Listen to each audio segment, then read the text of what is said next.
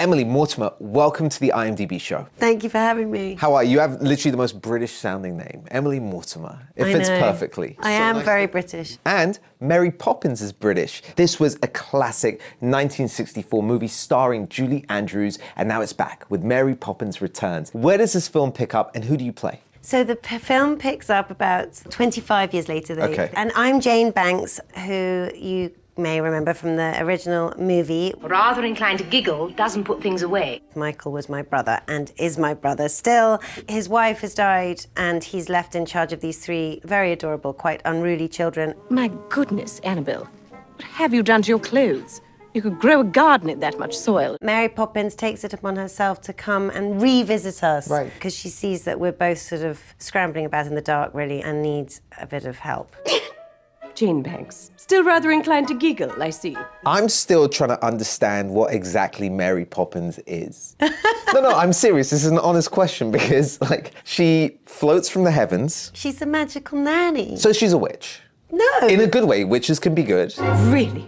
How incredibly rude. I don't think she's a So witch. what is she? She's like She's a magical nanny. A magical nanny. Why did you ever say witch? Witches get bad Who looked rap. after you when you were growing up? That's gratitude for you. What is it about Mary Poppins that still resonates with the audience today? Well, the movie was just perfect, somehow. The character is sort of iconic and one that I think we've met a lot in storytelling over the ages. That person that isn't your parent, a kind of magical presence. They don't have full responsibility, and so they're able to kind of allow kids access to their imagination, which is really what this second movie is about. So you've been off filling the children's heads with stuff and nonsense.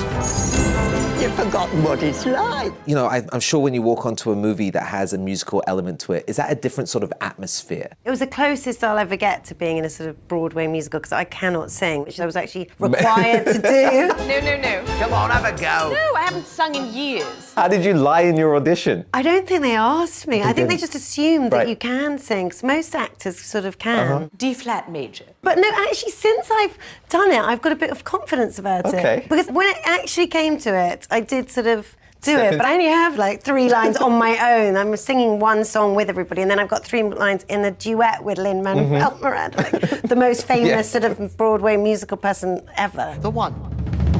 The only. You know, as an actor, you spend a lot of your time wishing you weren't where you are, wishing you were back with your kids, you know, and not on the other side of the world, somewhere weird, making a movie that you don't even know whether it's going to be any good. But on this movie, on Mary Poppins, it was just like, God, I'm so lucky. I feel so lucky to be here. I feel so lucky to be part of this. To have Meryl Streep standing there, to see Dick Van Dyke get up and do a tap dance on the desk. It felt really magical. Everything is possible.